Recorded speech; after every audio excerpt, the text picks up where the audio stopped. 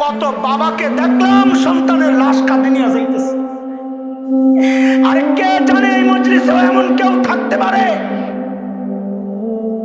যার খবর নাই, ও বসে আছে এখানে, অথচ কাফনের কাপড় চলে গেছে দোকানে।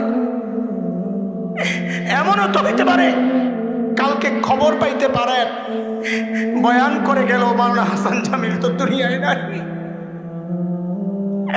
কোন ভরসায় এমন নিশ্চিন্ত জীবন যাপন করছি? আরে গুনাহগার চোখ খুলে নিয়ে মালিকের সামনে কেমনে দাঁড়াবো বলেন তো?